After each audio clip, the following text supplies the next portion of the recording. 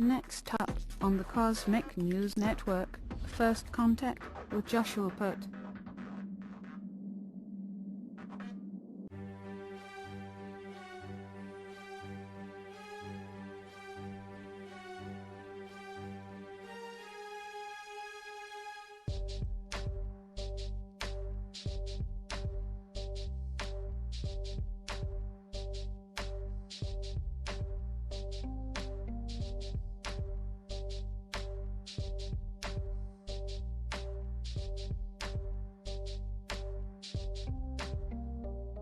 Good morning, Earthlings. How you doing today? Welcome to First Contact Radio. Today's the 25th of April. 25th of April, 2016. Our sun sign is in Taurus. Taurus is an earth sign. Our moon sign is in Sagittarius. Sagittarius is a fire sign. So the two cards that are representative of those, this is representative of Taurus, an earth sign. The Hierophant, the Hebrew letter assigned to this, Va, means nail or hook. So the whole idea, the Hierophant is of the physical world. Okay, he's a being in the physical world. But Va, meaning nail or hook, means you have to hook together the spiritual to the physical to understand what is going on. Otherwise, just like in the story in the Gnostic Gospels, we're just like one of those creatures, those beasts that isn't animated because we don't have spirit in us. So we allow that spirit in, and that's what helps us to rise above the animal nature of these skin suits that we wear. So it's very important. We need to hook the spiritual. And then, of course, the unconscious mind, the moon sign is in Sagittarius, which is all about truthfulness, the higher self, reaching out to be a bit more than what we are, expansion of our truth, expansion of the ideas and the creativity that we have within us. So together, these two, making up the sun and the moon, give us an opportunity to expand the truthfulness of who we are through our unconscious desires, and to bring that truthfulness of spirit down into our physical beings so that we understand that we are spiritual beings having a physical experience. And that helps us to operate better in this world simply by knowing what we're doing and why we're doing it. Some of the aspects we're dealing with today have already occurred, like the conjunction that happened shortly after midnight with Mars, energizing our world. 6:26 a.m. there was a lesson where we're being encouraged to take a new perspective on things.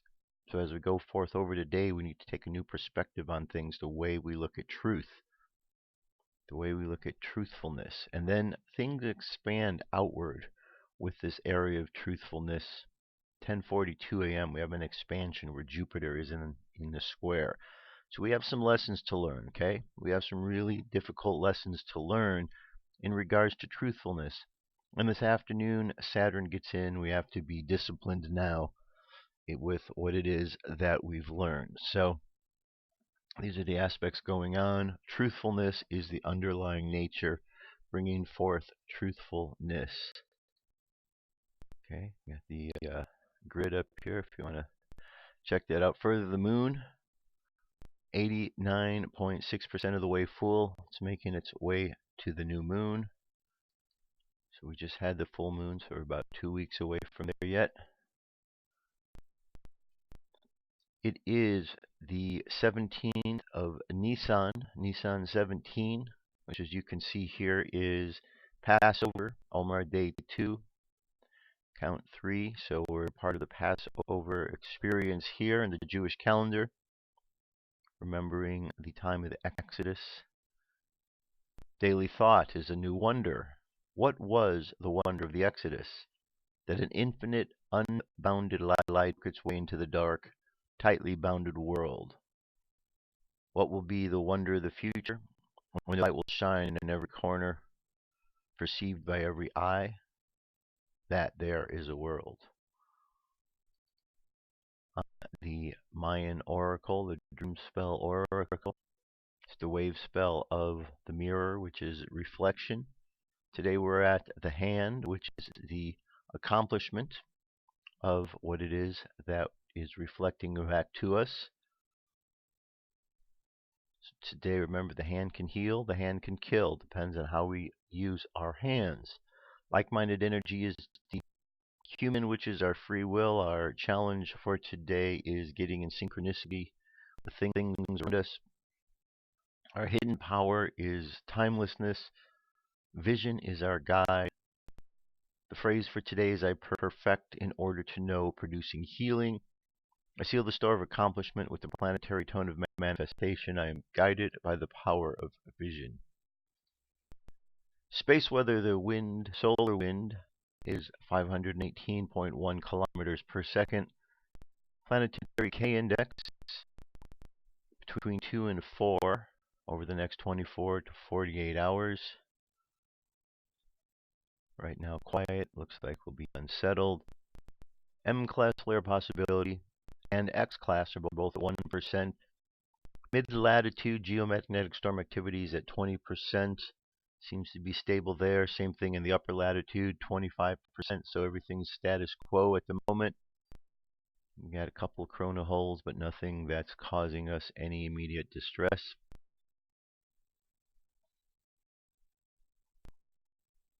Okay. Now, one thing I just want to point out here while I'm here. When we look at these pictures here, I don't want you to be deceived and think that this you're seeing here is as if we're seeing a curvature of the Earth, looking at the Earth from that perspective. We have to remember perspective, okay? Think of it if you were at a table and you're looking at the table. And when you look across the table, you'd see a flat plane. But then as you rise up above that plane, you start to see the outer edge, and it may be flat across, but as you rise up above it, it's going to have somewhat of a distortion. And so these images, whatever, when you see this doesn't necessarily mean that you're seeing a curvature of a sphere in space, but perhaps the edge of a flat plane, and we're just seeing out into the distance there. But there may be further that we're able to see, and it depends on how fast it's able to go, and so on and so forth. But I digress. That's a topic for another day. And finally, looking up into the sky, 25th, we have the moon. Below the moon, we're going to see Mars. Below Mars, we see Scorpio. Tells us the waning gibbous moon shines nearly in a straight line with Saturn and Mars Tuesday morning, the 26th. Depending on your location, as shown above, the best time for telescopic observation is when they're highest around 3 a.m.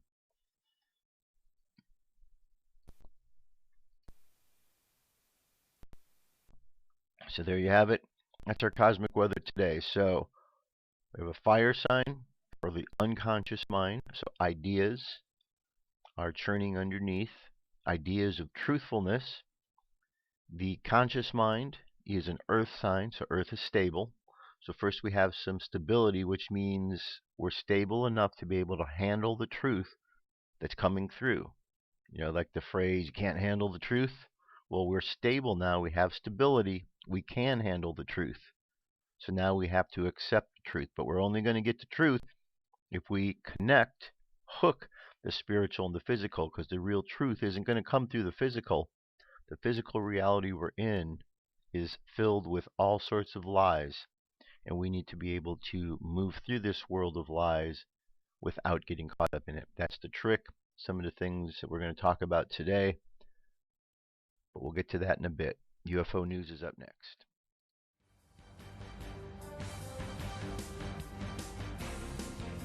This is the UFO News with Joshua Poet. All right, Dirk, thank you very much. Today I have six stories. First one, living creature caught on satellite sun camera, similar to the Tether incident. This took place just a couple days ago. Okay, remember the Tether incident where you had this object right here, and this was the Tether cord. This thing was flying around it. Here's another image that looks similar. Okay. Maybe it's just a Space version of Pac-Man. How about that? Space Pac-Man. Well, I can't call him Spaceman. Okay, so there he is, Space Pac-Man. Waka waka waka waka waka waka waka. Alright, the object came close to the camera lens of the SOHO NASA Sun satellite. It may be one of the living creatures that live in the depths of space. Usually these creatures are 90% transparent and can only be seen with infrared cameras, but the sun has so much infrared that it caused the creatures to become visible. Probably smaller than a bus, since some that size have been recorded back in the 70s during the NASA Tether incident, when a metal cable was stretched out over 10 kilometers in space. But one of these creatures flew right through it, cutting the cable in half, destroying the mission. Living creatures that exist in space, born, live, die.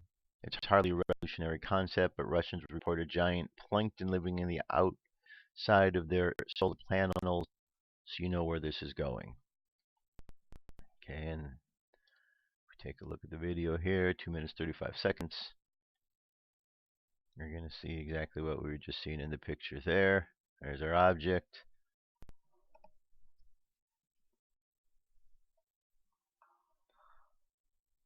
All right, interesting, interesting. Now, one interesting thing to note, if we think back to the book of Genesis, and we think of day 2 was the day that the firmament was created.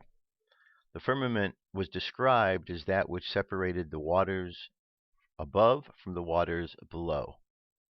So we have a reality that is described as complete water. So when we hear a story that they said that there was plankton outside of their ship, it's not too far of a stretch when we understand that the basic universe that we live in was first described as water. So we are living in a world that is watery by nature. Remember, the firmament came to separate the waters from above, which the waters from below. Under the firmament were also waters, just a different type of water from the water above. And everything under the firmament, well, that's where we are. So we are living under the firmament in some kind of watery environment. We perceive it as air, but it is not described as air when we read the Bible. It's described as the waters below. The waters above the firmament, the waters below the firmament. And that's where we are. Okay? So just thought I'd throw that in. Let's look at our next story here. This story is of a giant UFO over ocean along San Diego, April 18th. You definitely see the color. We got 1, 2, 3, 4, 5, 6, 7, 8, 9, 10 of them all grouped together here. Goes on to say, right above the ocean, one object appeared, then 2, then 3, then all the objects vanished at the same time. A few minutes later, 10 or 11 all appeared back in the same spot in a strange formation. This is when I started recording. After a few more minutes, they fade out one by one as my camera goes out of focus. Filmed in San Diego. This is also seen in Tijuana. Well, it would have to be because they're right next to each other, and this was way up in the sky. All right, moving along. Here's an old case that happened in 1954. What happened in Water Case, Brazil, 1954. Regardless of whether we have been visited or merely detected, the approach of UFOs was seen as logical. They were always the subject to controversy because of the existence is debatable. When a person claimed to spot a flying object that is not readily identifiable, they usually connect it to extraterrestrial beings. But at the end of the day, no explicit photos were captured, no videos of the encounter took place. However, a genuine encounter with a person that doesn't believe in aliens at all is worth a listen. In the case of Jose Alves, who lives in Brazil, he was fishing near Pontal on November 4th, 1954. The night was quiet, the area deserted, and there's only one very slight breeze from the east blowing continuously. Suddenly he spotted a bizarre vessel hovering in the sky towards him. As it moved, he transfixed and watched it carefully. When it landed on a wobbling motion, it was so near to him that he could touch it. The object he saw bears a resemblance to two wash bowls that is being placed together about 10 to 15 feet in diameter. Because he was frightened, he could not run. Inside the craft were three little men with close-fitting skull caps and white clothing appeared from a window like a hole. He does not know who these creatures are, but he is confident that they look like humanoid with dark skin. Alves watched the small creatures collecting samples of herbs, grass, and leaves and trees. He also included filling the shiny metal tube with water from the river. Once they went back to the vessel, they disappeared swiftly and silently. Alves is a man of few words. He's dedicated to his family. He does not know anything about extraterrestrial beings. As soon as he arrived at his hometown, he shared the story with the residents of Pontal, and he's never heard of flying vessels, but he was confident that what he saw bears a resemblance of the little devils. Okay, 8 shaped UFO over Edmonton. All right, giant letter 8 in the sky. The witness said it came so close that we could all make out the shape of it. The ascended. We, a group of us, were sitting at a public table talking when one of our group noticed an object approaching from the southeast. So I went to an apartment, got a digital camera. When I returned to the group, we were telling me that it was overhead and they could make out the shape of it, which was in a figure 8 and solid black in color. I asked where it was, and they pointed out to me just northeast of us now. So I started taking pictures of it at max zoom, 126x. And then it stopped moving, started going up and down in one spot for about 5 minutes and changed direction. So started climbing higher and headed east out of sight. I have pictures, but one of them is the clearest. Okay, very good. Figure 8 and up in the sky. First Phoenix lights have happened over 100 years ago. Bewildering confusion, anxiety surround the first Phoenix lights sightings of 1909. Ask any ufologist when the strange lights were first seen by the residents of Phoenix, and they wouldn't hesitate to tell you it was somewhere around 8:30 p.m. March 13, 1997. However, the correct answer might be earlier by at least 88 years. According to similar articles in the March 10, 1909 edition of the Arizona Republican and the March 18th edition of the Bisbee Daily Review, strange lights were seen over Camelback by Phoenix residents March 9th. The light was described as being about the size of a 10-cent piece held at arm's length, and it swayed to and fro and then remained stationary.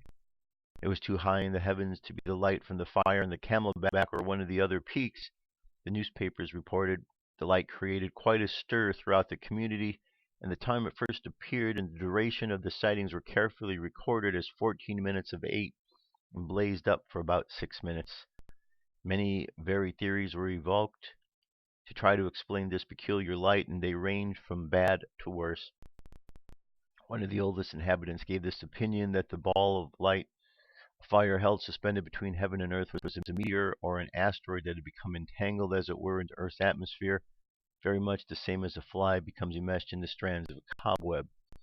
Another bizarre explanation: the Star of Bethlehem theory had its supporters, but others argued that the Bethlehem was not in that direction, and that the star, when it appeared, would not be seen perching on top of a camelback. The Republican article offered more details and another wild theory. Others of the younger generation were of the opinion that it was the lantern of some marooned astronaut who had been anchored his skyboat to the cactus on account of the high wind. The attention of the police was called to the phenomena, and the entire force climbed to the top of the hill of City Hill. To the top of the City Hall, The light was plainly visible, but none of the learned cries could explain satisfactorily its presence. What an exciting night it must have been as Phoenix residents watched in amazement as this light blazed over Camelback, while the entire police force rushed to the top of the City Hall. And how similar would the reaction of the inhabitants be 88 years later? All right, a lot more to the article, but there you go. 1909. first Phoenix Lights sighting. And finally, one last piece. This is about Prince and his out-of-this-world experience. There was always something otherworldly about Prince. A pixie-like man, both in stature, he stood 5'2", and his facial features, who possessed musical talent that one can only assume are bestowed at a crossroads in the deep south around midnight. He was said to be a proficient on at least 35 instruments and pretty much a master at guitar, piano, bass, and drums. He was like a prince of the fairies who decided to slip into our reality through a mushroom ring just to screw with our heads for a bit. So it doesn't seem too surprising that in 2009, Prince told of how, according to his mother, as a youngster he had an encounter with an angel who cured him of his childhood epilepsy. This is from Prince, his response: "I've never spoken of this before, but I was born epileptic. I used to have seizures when I was young. My mother and my father didn't know what to do, how to handle it, but they did their best that they could with what little they had. My mother told me one day I walked into her and I said, 'Mom, I'm not going to be sick anymore.'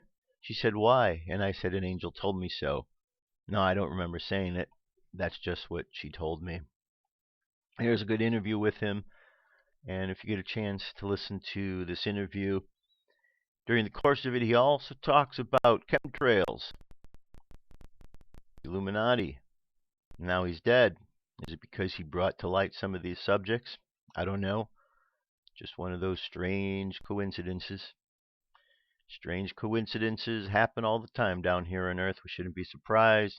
Nonetheless, sometimes we are, because it's still bizarre. All right, that's our UFO news for today. I'll be back. Stay tuned. What if our government was responsible for some of the greatest crimes against this nation? Would you really want to know? These are big questions, but these questions deserve answers. It's time to demand the truth.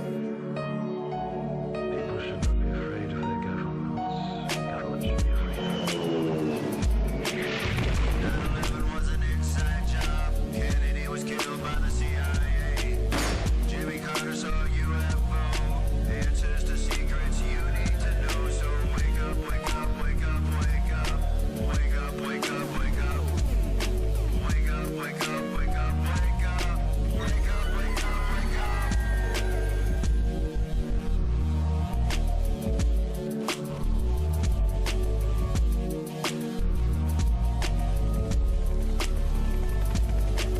The evidence is overwhelming. Step past your fear, take a look. Illuminati lies keep growing, what they're losing from your eyes. And wake up, wake up, wake up, wake up. Wake up, wake up, wake up. Wake up, wake up, wake up, wake up. Wake up, wake up, wake up.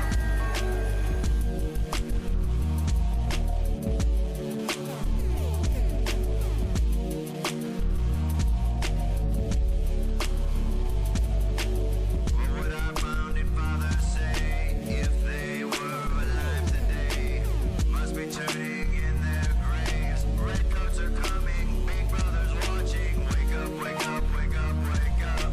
Wake up, wake up, wake up. Wake up, wake up, wake up, wake up. Wake up, wake up, wake up. What if I land and two if I see? And I on the opposite shore will be ready to ride and spread the alarm through every Middlesex village and farm. Whenever any form of government becomes destructive of these ends, it is the right of the people to alter or abolish it. When a long train of abuses and usurpations, pursuing invariably the same object, evinces a design to reduce them under absolute despotism, it is their right, it is their duty to throw off such government and to provide new guards for their future security.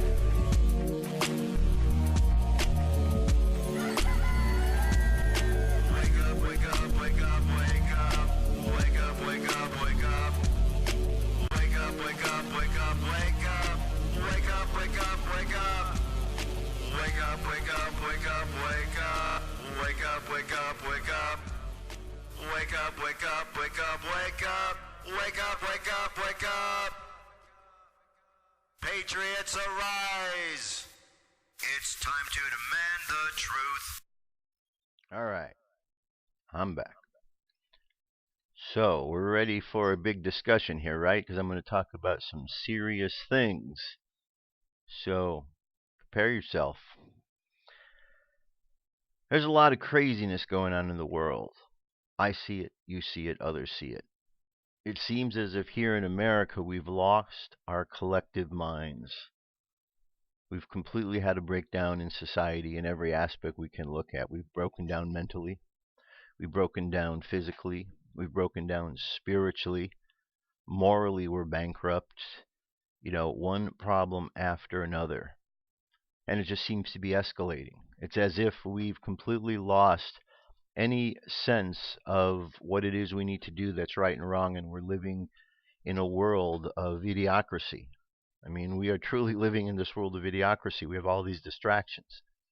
And yet, here we are in this world with all these distractions. So it appears that, one, we are here for some reason, and second, we have to be able to move through this world despite these distractions. These distractions aren't going to go away. We seem to have to deal with them. How we deal with them, that's the important aspect right there. There's a saying, you've heard me say it before, you've heard it before from others: bad things happen when good people say and do nothing. Okay? Good people are sitting by right now saying and doing nothing. That's why bad things are happening. So we have a world where we have people that want to feel included. We have groups that are speaking out saying that they want to feel included with everybody else. And that's understandable. Nobody wants to feel left out. We all want to feel included. We all want to participate in this process. The only problem that we're having is finding a way for everybody to participate, because some people don't want others to be part of the participation that's going on. And so different groups get ostracized at different times and pushed out of the group. We've now gotten to the point where one group comes in, decides that they want to have their rights, and they force their rights into the world onto others despite taking away another person's rights, and that seems to be a bit backwards. So let me get into some specifics here. One of these bills, one of these bits of information that has really caused a lot of stir lately is this bathroom bill. The bathroom bill, we've heard about it. In North Carolina, they very much said, use the bathroom according to the gender you were born with. If you have an outie, that means you're a male. You use the male room. If you have an innie, you use the women's room, means you're a female.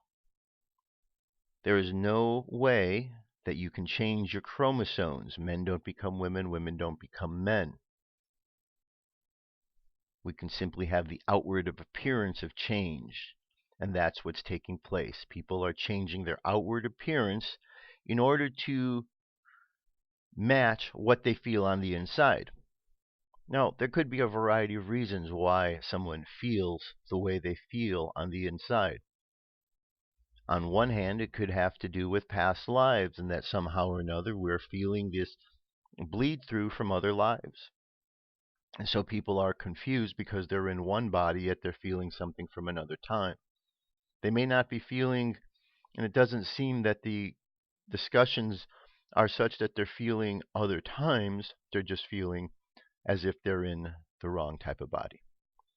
So we have these individuals out in the world, and by last count, they represent 0.03% of American society. 0.03. Yet this 0.03% wants to make sure that they are included in everything. And so we have lawmakers now pushing forth laws and bills in order to make sure they're included.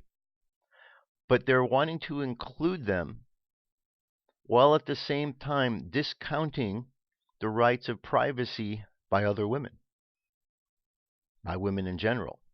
So we have this bill which says that if you are a male, then you can go into and you identify with being a female, you can go into their restrooms. And the transgender community is happy, saying, yay, we can go use the restrooms. But what about the young child, the young girl who's in the bathroom that feels uncomfortable with this person coming in there? Now, I know what you're going to say. You're going to say, well, transgenders aren't going to hurt anybody. That may be. You may be exactly correct about that.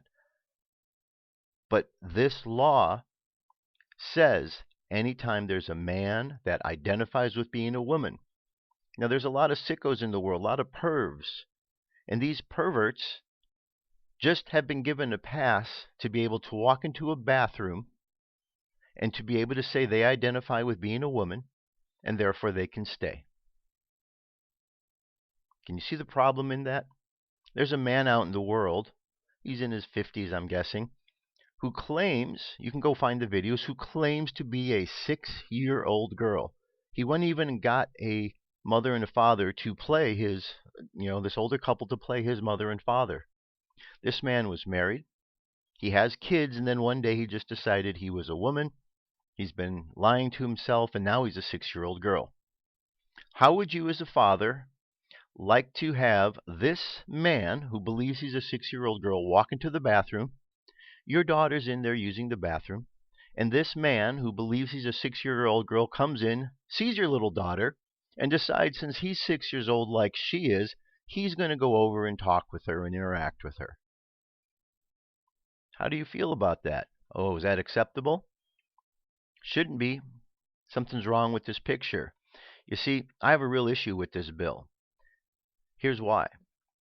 Because people are jumping on the bandwagon. We've got to go for this. We've got to do this. But did you know this? Did you know that the man who's behind these bathroom bills is an accused pedophile? That's right. An accused pedophile. Not only that, but you see him here? He's with the Clintons. Accused pedophile. Mega Obama bundler, longtime prominent fixture of the radical left, Terry Bean, is responsible for the bathroom bills sweeping America. If not for Bean's affluenza, it is quite likely that the 68-year-old man would be in prison for allegedly having sex with a 15-year-old boy in an Oregon hotel room in 2013 with his then lover, Kia Lawson, who was 25 at the time. All this was reported in the Oregon Live. Bean offered the boy at least $200,000 to settle the case. Now, this man, Terry Bean, is the co-founder of a group called HRC, Human Rights Campaign, and their organization is the one that created the template for the bathroom bill. So, the bathroom bill was created by a pedophile. So all of those who are supporting this bill, I need to ask you, do you also support pedophilia? Bruce Springsteen, you stepped up against this. Do you support pedophiles? Is that what's going on here, Bruce? Or were you not even aware enough to read the bill before you spouted off about your decisions not to go play in that state? And then, by the way, part of the complaint is that people weren't going to follow through with a commitment, like the guys didn't want to bake the cake for the gay couple because they didn't feel right about that. But now here we have Bruce Springsteen, who doesn't feel right about some decision and decided to make a decision and cancel a concert. His business decision is no different than the decision that was made by the bakery. Yet we're supposed to excuse and understand him when the other one gets sued and their life gets ruined. You see the hypocrisy of that? Too many people in Hollywood speaking up, uninformed. Why? Some of them might be informed, but they're just afraid. Afraid that if they say the wrong thing, they're not going to get hired.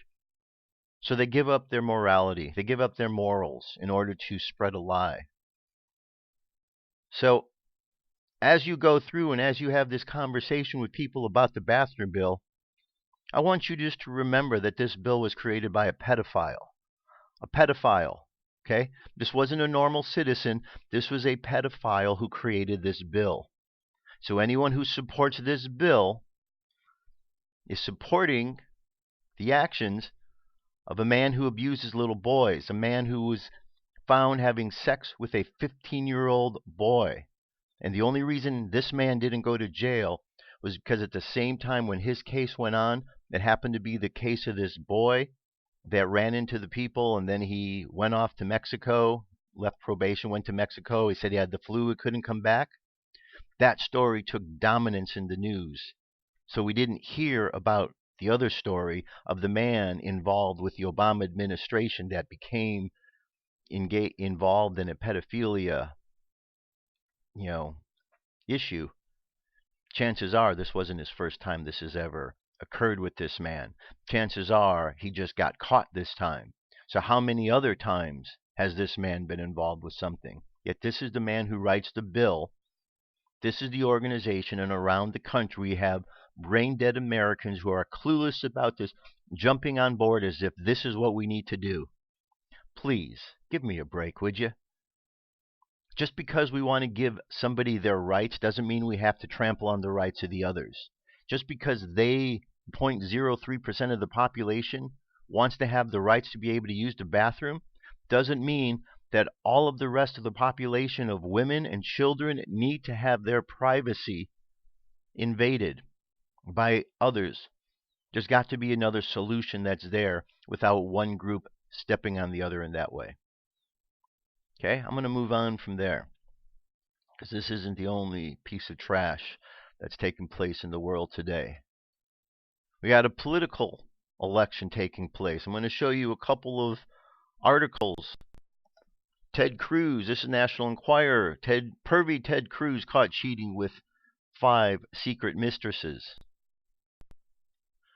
This one came out end of last month, and now another one that's out here. Ted Cruz father caught with JFK assassin.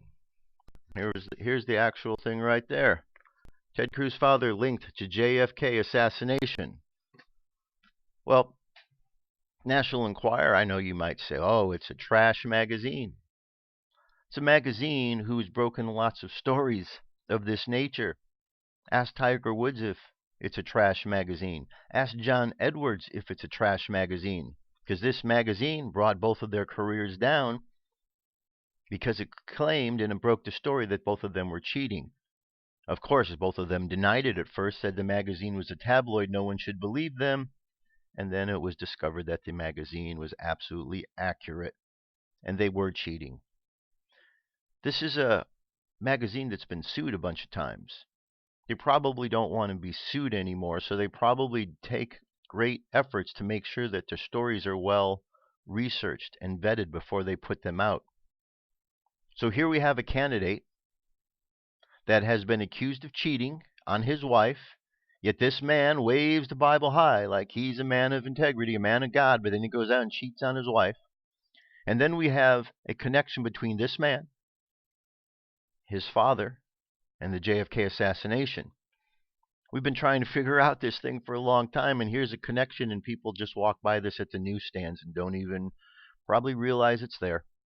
Yet this man is running for office. This man who wasn't even born in this country, this man who isn't eligible according to being a natural born citizen. He was naturalized, but he wasn't natural born. This man shouldn't even be running from office, but this man is out there trying to steal, lie, and cheat, doing the best he can. This man is a very, in my opinion, very creepy man. Very, very creepy man, Nothing worse than somebody who waves the Bible like this and goes and lies like that. And now, look what else is going on. Now, Mr. Creepy Cruz and 1 for 38 Kasich, as Trump calls him, they're not going to work together. Okay? Remember, Kasich said he wasn't going to take the low road. But that's the road that he's on. He can't go any lower because there aren't any lower roads. He's already on the low road. These two characters, they deserve each other because they are both disreputable individuals. And there they are. This is it. This is what we've come to, huh, folks? That we've got a party and we've got a guy who's doing great in the party, and now we've got other guys teaming up against him. It should be an eye-opener to Americans. It should be a big eye-opener. And then, of course, this one here should be an eye-opener as well. Here we have a story which says McAuliffe restores voting rights for 206,000 ex-felons. GOP calls it a move to boost Clinton. Governor Terry McAuliffe signed an executive order Friday restoring the voting rights of 206,000 ex-felons, a sweeping action the governor said was aimed largely at rectifying their long and sad history of suppressing African American voting power. Well, just from reading this first article, this first paragraph here, how I have to ask myself, how is it that returning voting rights to ex-felons, how does that connect in with the suppression of African American voting power, unless, of course, majority of these ex-felons happen to be African Americans? Now, people commit crimes all the time, so it's quite possible that there's a good number of crimes that were committed by African Americans in that particular state, which is why they're in jail, and so now they want to let them out of jail to vote. But the crazy thing is, we've come to understand from this process that our voting really doesn't count. Okay? So what's going on? If we are being lied to about our ability to have our vote count, if our vote really doesn't count, then what are all of these felons being let into society for, unless it's all towards creating more of a breakdown in our society? You see, we have a president who is a Muslim terrorist, and this Muslim terrorist came in to destroy the country. And many Americans might look and say, oh, he's doing a horrible job. But according to he, who as a Muslim, intent on destroying the country, according to that game plan, he's doing an awesome job, because he's doing exactly what he said. And he continues to destroy the country and tear it down, piece by piece. And yet Americans sit by and wonder, what can we do? And that's the tricky part, because there really isn't a lot Americans can do. We have two options. One, we pick up pitchforks and we all head to Washington, D.C., but we know that violence isn't the answer, and we know that we'd be met with more violence. Therefore, that isn't even a viable option. So the other option is then to hope that there are those at the levels of legality that can deal with the situation in the way it needs to be dealt with. And all we can do is hope that that's going to happen, because it seems to be the only choice we have. Otherwise, we go back to choice number one, where we pick up the pitchforks and we just go into a big battle and we fight it out. Every man and woman and child for himself. But that doesn't seem like a very good way to go. So we've got some challenging times ahead. What we need to do is we need to come to understand truthfulness, my friends. We need to stop being so short-sighted in what our decisions are. We have to understand that the decisions we make are going to affect people down the road. If you are a parent, if you are a grandparent, you need to understand that the decisions you make now are going to affect your children and your grandchildren. Don't leave the world a mess for them to have to deal with, especially if you have the ability to do something. People say they don't know what to do. Sure you do. Speak up. First thing, speak up. Don't let somebody stifle your ability to speak. Don't let somebody intimidate you into silence, because that is what is going on here. It's an effort by one party, one side, trying to silence the other side and vice versa. What we should be seeing by now as Americans, if we truly have our eyes open, is that there is only one party. And that party pretends to have two different faces. Kind of like the beast, with multiple heads but the same creature. Same thing. Multiple heads, same creature. And so we fight over which side is right, but they're the same creature. So if we don't get smart real quick, Americans, we're just going to get run over by the powers that be that are going to lie, cheat, and steal, because they're already passing bills that are written by pedophiles. They're already letting inmates out of jail, claiming that it's, for one reason or another. They're already, changing laws against American citizens. propaganda bills are in place so people can be lied to. On and on and on and on and on. It's enough to drive anybody completely batty trying to figure out what's going on. But in the midst of it, we still need to maintain our strength, our integrity, our morality, and we need to be able to march forward because this seems to be an important time of change. So, if you're a warrior out there, now's the time, my friends, to be the warrior, to stand up against the darkness. Because if we don't stand up against all of this, then we are just going to get completely overwhelmed by all the lies. And I know that there's more good here than there is lies. I know that there's more truth here than there's lies. We just have to be brave and willing to stand up for it.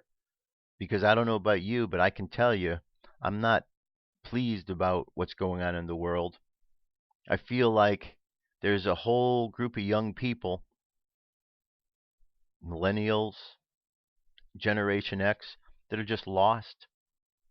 When I was watching this video yesterday about down in Los Angeles where there's a school there, Sante School, which is now has a 15-stall gender-neutral bathroom. And how already there's been fights going on at the school between those who want it, which apparently were a lot of students, and those outside of the school who, saying this is the wrong thing to do. There's already been problems and challenges with it. Well, when I was watching the video and they were talking to different students, it just really seemed to hit home that parents have already lost their kids.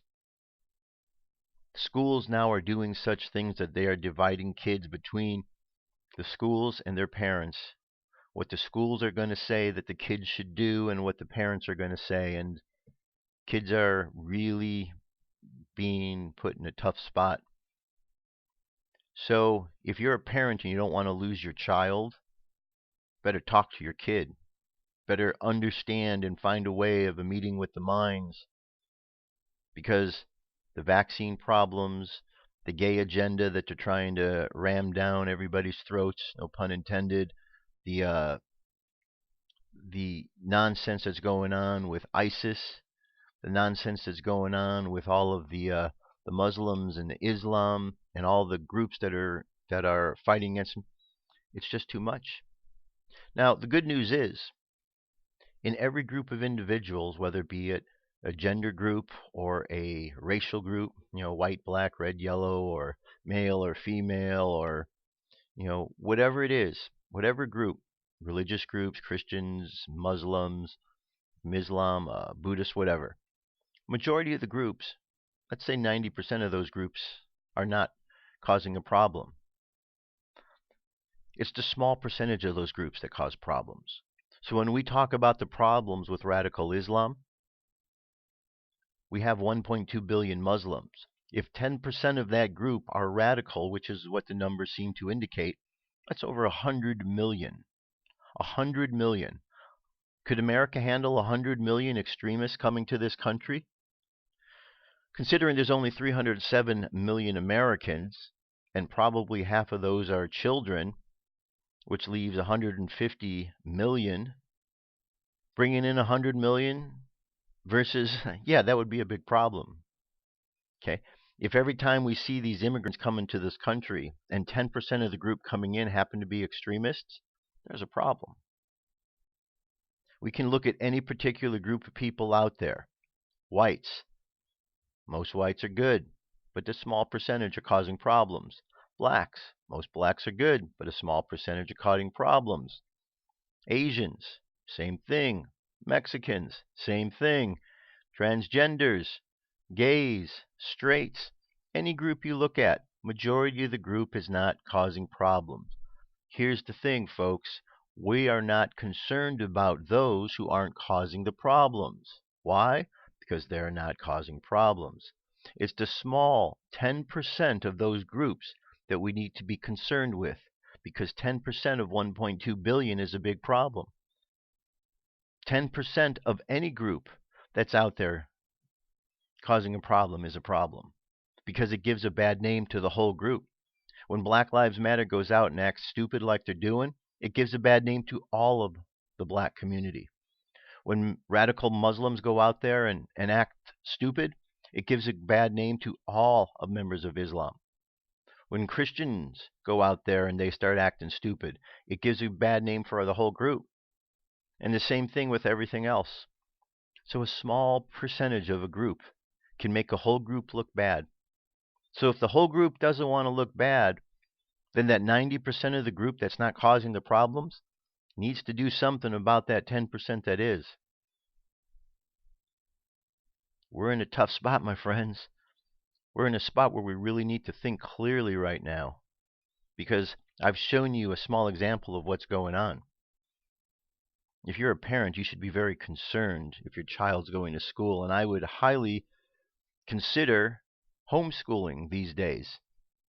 Between the vaccines and between the agendas that they're pushing at school, all the nonsense, I'd seriously consider a different way to educate kids, because kids are being dumbed down.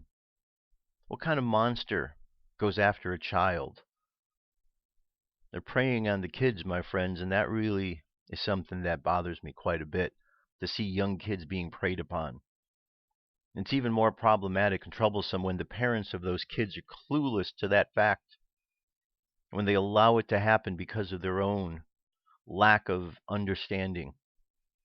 Parents need to take it upon themselves to understand what their kids are doing. And if not, you might as well just accept then that you've lost your kid. You've lost your kid to a system, and before long your kid's going to completely be rebelling against who and what you're about, because that system is going to take your child away from you more than they already have. But it's up to Americans. It's up to us what we're going to do, how we're going to do it. I can only tell you what I see coming. And the things that are happening in the world now, I've seen them coming. Others have as well. It's not like it's a surprise. So I'm not telling you something that I'm bringing out of my mind as some sort of prognostication about something. I'm telling you what I see, what others are seeing, because we simply have our eyes open. It's not too difficult when you pay attention, when you take the blinders off. So we need to be able to move through this world despite these distractions, because they're not going away. The world is not seeming to get less intense or insane. So we need to find a way through that. And there's only one way to do that, and that way is we have to go inside and we have to connect. We have to hook the spiritual with the physical. We have to connect in with the energy of Source, the Mother, the Father, the Christ. We have to understand the true essence of spirituality that flows through us. And when we do, we truly rise to the occasion on who and what we're about. That's how we rise above these situations that are going on. Here's an article that says, do you have these 6 psychic senses? By Kristen from the Spirit Science. Just like a river, spiritual information is constantly flowing by. Sometimes sensitive people naturally reach out and touch these rivers of information. Sometimes these abilities are also related to radio waves, where we tune ourselves to pick up different frequencies. The information is received by our higher or psychic senses, and we typically are more dominant in 1 or 2 of these senses. Some people who naturally tap into these senses can be a bit overwhelmed by it at first. It takes time and practice, but it can become controlled and even fun experience over time. We have 5 main senses: sight, hearing, smell, taste, touch. We also have psychic senses. Typically, we align these with our 5 basic senses because it makes them easier to understand and to train. We must also add in a 6th sense into the psychic sense list, because there is a higher sense of intuition that is important when studying these psychic abilities. Psychic senses all start with the prefix of clair, from the French word meaning clear. We're going to look at clairvoyance, clairaudience, clairsentience, clairalience, and claircognizance. Okay, and here I'm just going to read the titles of each one. Clear seeing is known as clairvoyance. Clear hearing is known as clairaudience. Clear smiling is known as clairalience. Clear tasting is clairgustance. Clear feeling is also known as clairsentience and also has strong ties to empathic abilities. And clear knowing is also known as claircognizance. Okay, yes, we all have these senses. However, sometimes they are dormant or waiting for us to reactivate them. Sometimes we've had an experience or two in which each of these areas are taught to shrug off as a coincidence.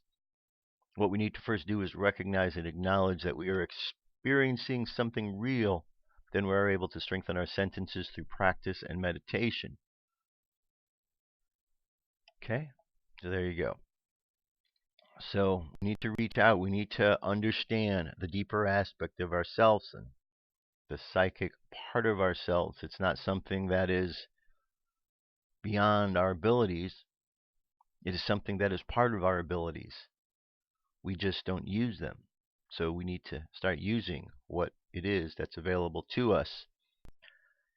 It's an article, 4 important lessons to learn. 4 important lessons you learn through difficult times. Difficult times can feel like a deep, dark hole that we can't escape, and we often wonder, why is this happening to me? There is a silver lining to tough times. It's through the difficult times in our life that we are able to grow. It's when we are tested that we are able to rise, push through, and come out the other side stronger, braver, and better. No one wants to struggle. No one wants to even admit they're struggling. We all want to have Photoshop versions of our own lives that fit perfectly in Instagram Square. But life does not work like that. Every one of us will be faced with a variety of tough times in their lives.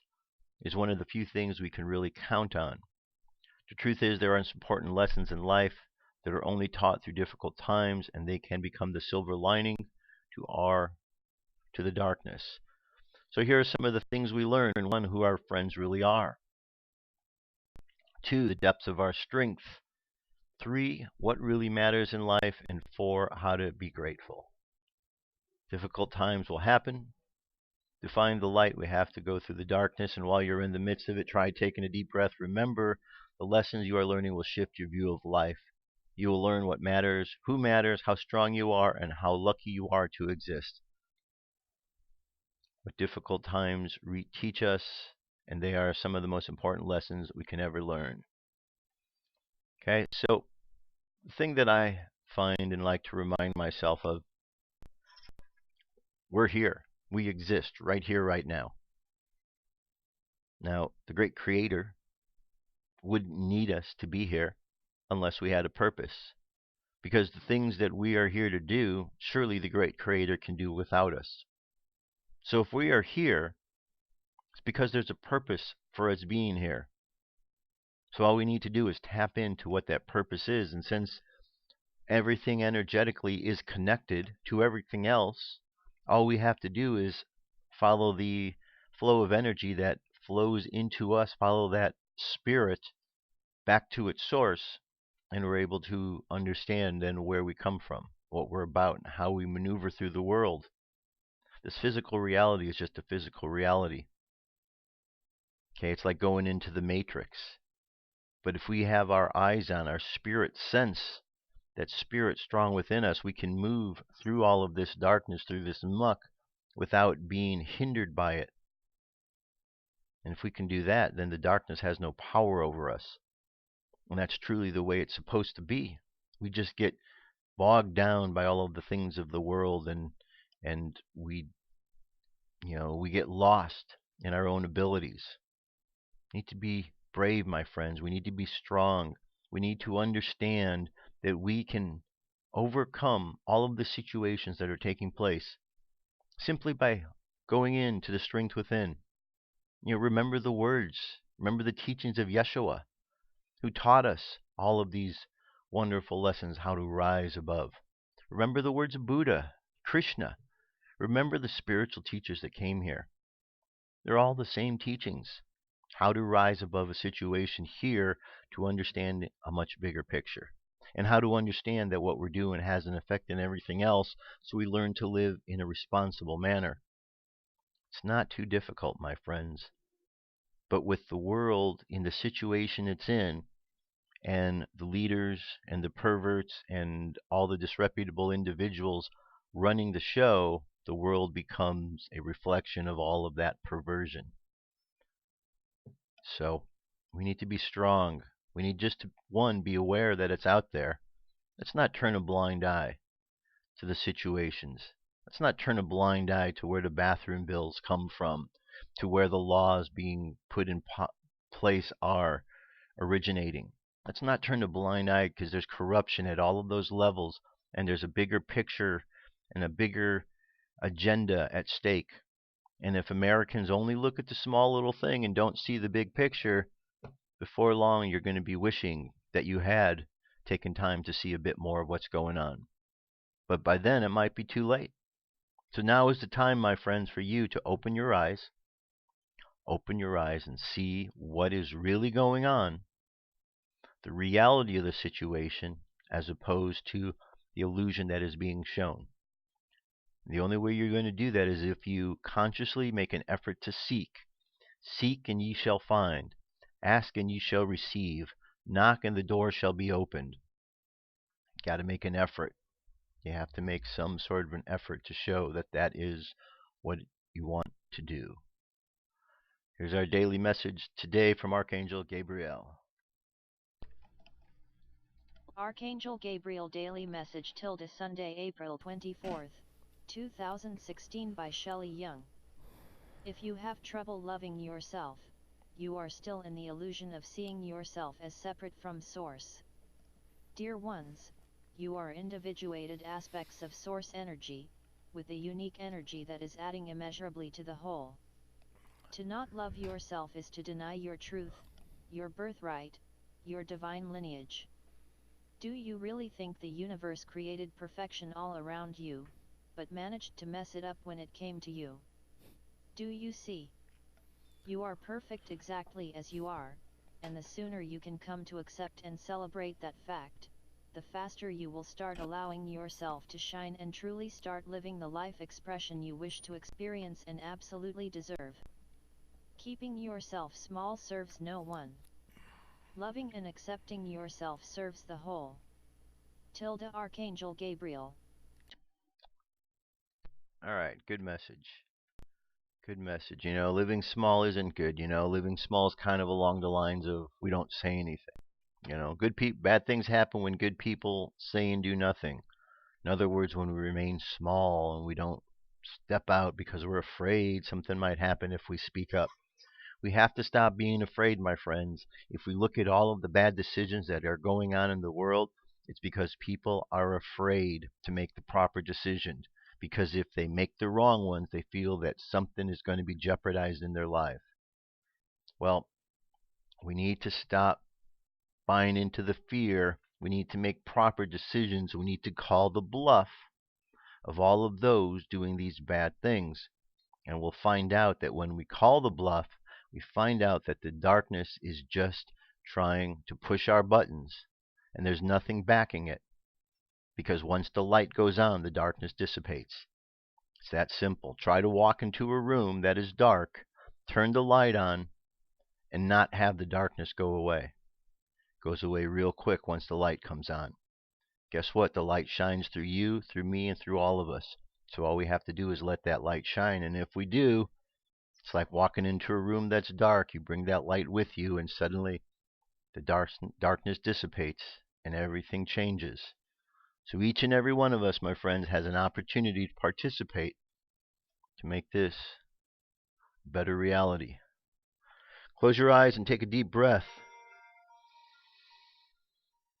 And exhale. Take another deep breath. Exhale again. And another breath. And exhale. Now let's imagine ourselves walking along the path. And as we walk along the path, we see a path that is completely dark.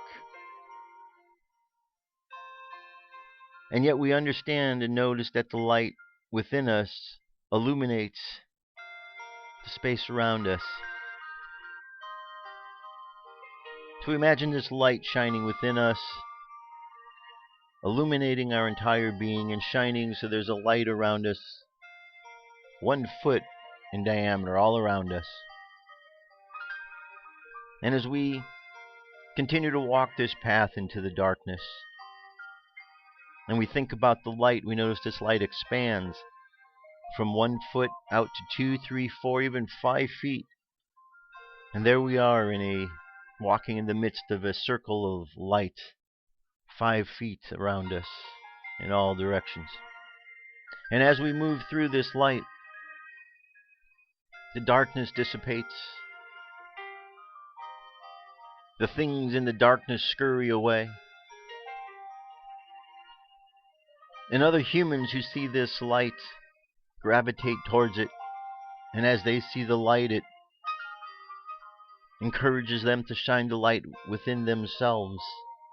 And as they do, one by one, the lights turn on from person to person. And as these lights turn on, the darkness dissipates. And we see things with clear eyes. We see those who are wanting to push dark, devious, demented agendas. And we simply send to them a blast of light which knocks them off of their position, which knocks them off of balance. And this light goes inside each one of them and changes them, clears the darkness from their minds that they understand the error of their ways.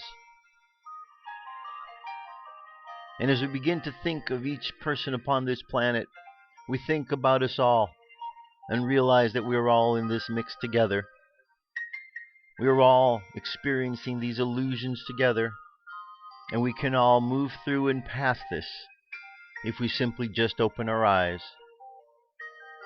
So as we go through the world today, let's just imagine sending out light and love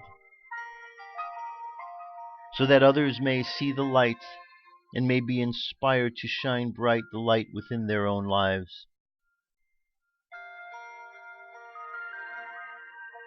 So let the subconscious mind continue on the journey, sending out light.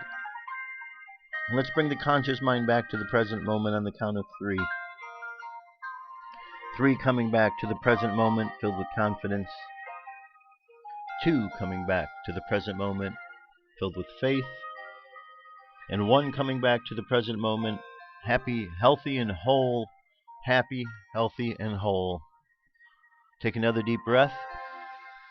Exhale and open your eyes. Alright, my friends, that's it for today. Lots of information today. Lots of information.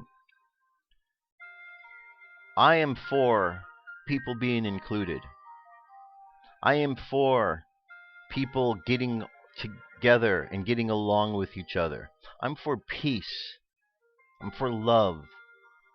I'm for all of those good things. But sometimes in order to get to those places, we have to weed out the things that are causing the separations. And sometimes the thing causing the separations isn't what we think. So we have to look closely, my friends. We need to look closely at what is causing us to be separated from each other. What is causing this division? Because the way in which the powers that be operate is to divide and conquer. And they're trying to divide the people. First divide people from their own common sense, and then divide people from each other. Dividing us by race, by gender, by ideas. None of that is necessary, because we are all humans. We are all here on this earth, and we are all here for a purpose. This purpose is not to try to supersede God, but to live in a world expressing and experience that which God has given us to express and experience.